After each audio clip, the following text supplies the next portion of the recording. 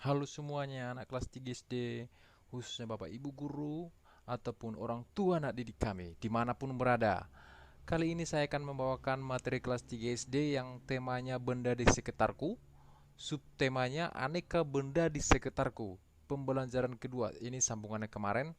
Nah, mari kita mulai saja pembelajarannya mengenai benda. Benda terbuat dari berbagai bahan dasar. Mari kita pelajari bahan pembentukan benda. Yang pertama, contoh benda terbuat dari kayu.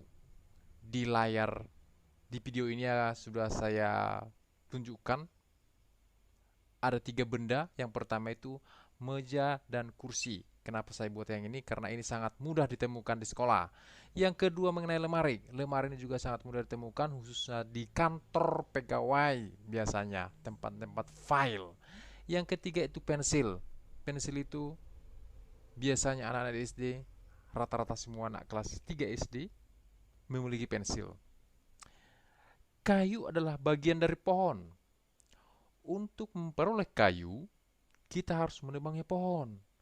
Kemudian mengambil bagian batang untuk diolah menjadi berbagai macam benda.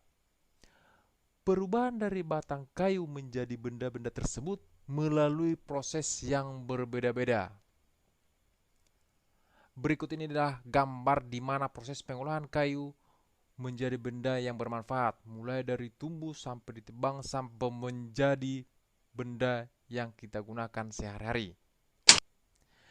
Gambar pertama ini adalah gambar kayu yang sedang tumbuh di hutan.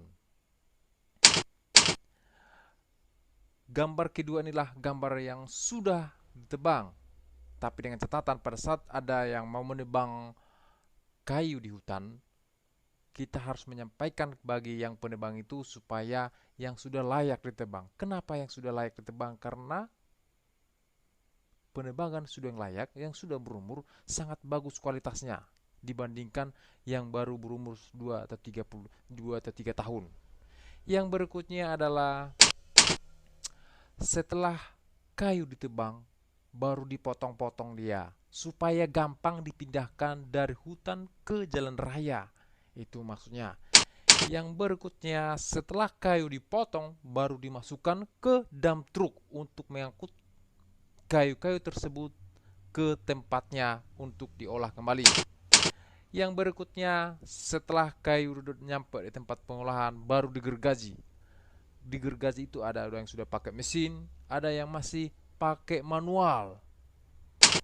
Yang berikutnya adalah setelah kayu-kayu tersebut digergaji, dipotong sesuai dengan bentuknya, baru dijemur 2 sampai 4 minggu. Kenapa harus dijemur? Supaya kualitasnya bagus. Itu maksudnya supaya jamur-jamur yang ada di kayu tersebut bisa tidak tumbuh lagi. Yang berikutnya setelah dijemur baru datanglah yang pembeli. Khususnya orang-orang atau untuk mengerjakan kursi atau meja ataupun lemari. Yang berikutnya adalah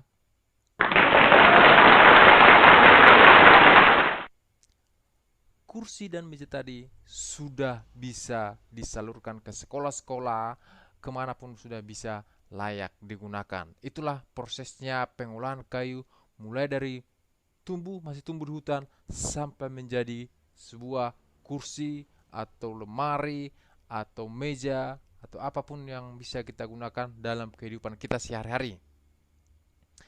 Yang berikutnya adalah keunggulan benda yang terbuat dari kayu.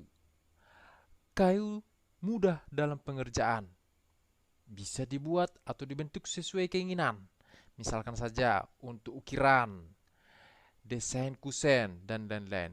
Selain itu, kayu juga mudah untuk dipaku, dibaut, direkatkan. Beberapa benda yang terbuat dari kayu jati dapat bertahan sampai puluhan bahkan ratusan tahun. Sekarang kelemahan benda. Kelemahan benda yang terbuat dari kayu apa-apa saja itu. Yang pertama itu tidak tahan api sehingga kayu mudah terbakar apalagi kalau dalam kondisi kering. Contohnya kalau pada musim kemarau, hutan pun terbakar. Makanya ada musim-musim kabut, banyak asap, kualitas udara pun tidak bagus. kayu itu tidak dapat dimanfaatkan secara keseluruhan, sehingga sisa penggunaan kayu hanya menjadi limbah. Tapi bagi Bapak Ibu guru yang kreatif, sisa-sisa kayu itu bisa dimanfaatkan khususnya bagi guru-guru yang keterampilan. Kalau di kurikulum itu ada sekarang yang namanya prakarya, itu bisa sisa-sisa kayu itu bisa dimanfaatkan. Yang berikutnya adalah untuk pekerjaan tertentu yang besar atau yang lebar, kayu tidak bisa menutup secara keseluruhan karena terbatasnya diameter kayu. Biasanya untuk menyikapi hal ini, kayu harus disambung atau diperlebar ataupun diperbesar. Yang berikutnya adalah kayu mudah diserang oleh serangga, pemakan kayu seperti rayap atau serangga lainnya. Biasanya orang-orang tukang sudah paham dengan hal ini. Ada sebagian tukang itu pada saat membangun gedung, kayu itu dilumuri dengan oli kotor. Kenapa dibuat seperti itu? Menurut orang-orang tukang yang paham dengan itu, untuk mengantisipasi rayap yang datang ke kayu-kayu itu untuk merusak kayu itu supaya kayu itu tahan lama. Yang berikutnya adalah kayu mengandung air dan berpengaruh besar terhadap bentuk kayu. Kayu yang belum kering biasanya masih mengalami penyusutan atau perubahan bentuk. Oleh karena itu, kayu harus dikeringkan sebelum digunakan. Itulah yang pertama tadi, pada saat siap dipotong dibentuk, baru dijemur antara 2 sampai 4 minggu. Berikut ini adalah benda-benda yang terbuat dari kayu. Di sini ada 6, saya buat contohnya. Yang pertama itu lemari, yang kedua itu kursi, yang ketiga itu adalah pensil warna, yang keempat itu ada lemari, yang kelima ini kursi atau bisa juga uh, tangga, digunakan kalau di sekolah ini biasanya untuk menjangkau benda-benda yang terlalu tinggi. Yang terakhir ini adalah musik. Biasanya di Jawa ini sering digunakan. Itulah benda-benda yang terbuat dari kayu yang sangat-sangat mudah kita temukan di sekolah maupun di rumah. Berikut ini adalah akibat penebangan hutan.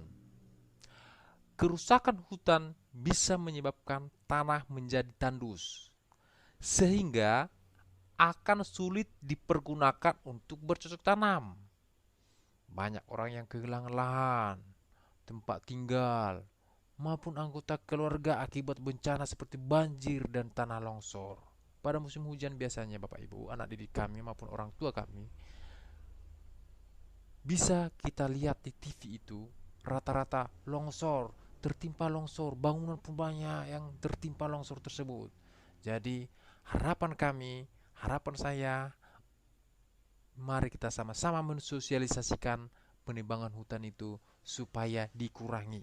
Kalau boleh, penanaman hutan kembali.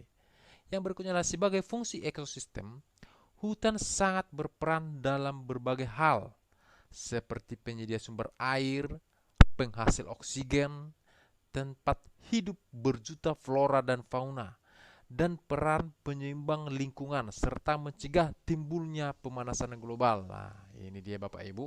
Sekarang ini karena semakin berkurangnya pohon-pohon besar yang di hutan itu, kita bisa melihat di layar televisi binatang-binatang buas pun berdatangan ke pemukiman masyarakat.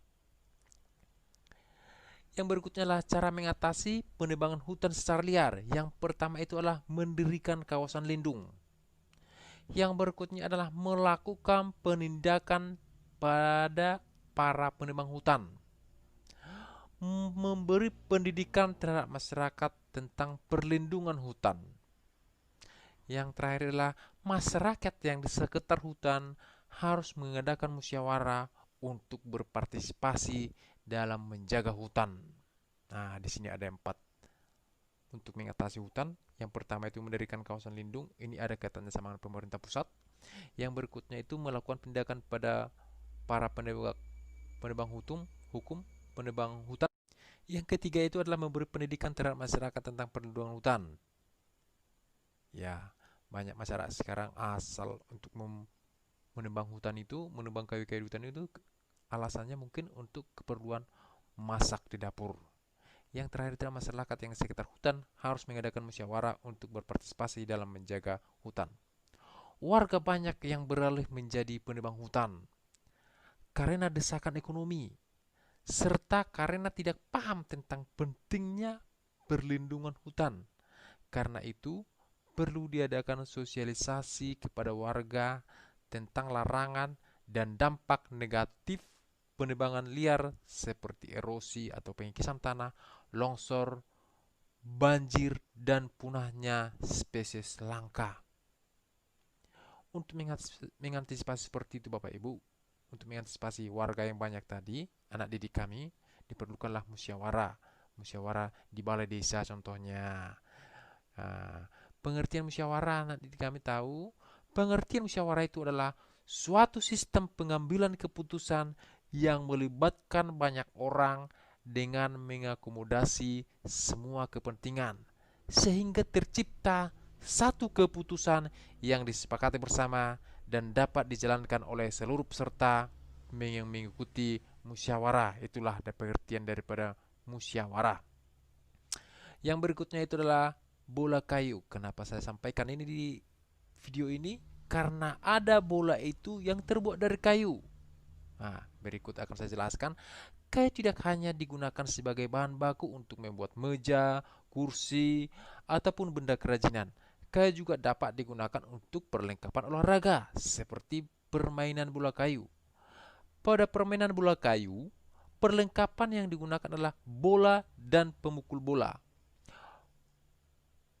Bola dan pemukulnya terbuat dari kayu. Pemain harus memukul bola menuju ke gawang kecil. Gawang kecil juga terbuat dari kayu. Sekarang kita akan melakukan kegiatan menangkap dan melempar bola. Tetapi bola kayu tidak digunakan lagi. Kenapa tidak digunakan lagi Bapak Ibu? Itu bahaya, apalagi zaman-zaman sekarang ini. Kadang bercanda anak didik kita semuanya, anak didik kami mau dipukulkan kepada kawannya sendiri. Sehingga bola itu bola kasti ataupun bola yang terbuat dari plastik. Itu dia. Berikut ini adalah gambar daripada gerakan dasar melempar bola. Ada 4 orang anak.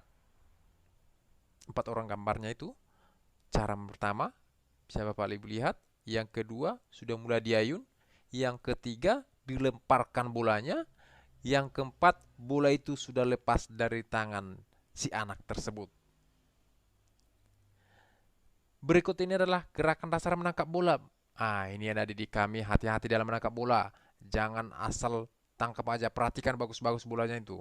Karena pada saat meleset bolanya bisa mengarah kepada muka kita. Makanya hati-hati. Bapak Ibu guru yang menonton video ini memang betul-betul harus diperhatikan adik-adik kita pada saat bermain bola supaya jangan terjadi hal-hal yang tidak kita inginkan. Demikianlah materi kelas 3 SD ini Bapak Ibu, anak didik kami maupun orang tua didik kami. Yang tema benda di sekitarku, subtema aneka benda di sekitarku, pembelajaran kedua. Semoga bermanfaat. Jangan lupa Bapak Ibu subscribe channel Huta Galung Channel ini supaya video-video berikutnya bisa Bapak Ibu lihat untuk menambah pengetahuan anak didik kami, menambah pengetahuan orang tua anak didik kami, dan juga Bapak Ibu guru. Mari kita saling mensupport supaya anak didik kita bisa lebih bagus lagi ke depan. Sekian dan terima kasih.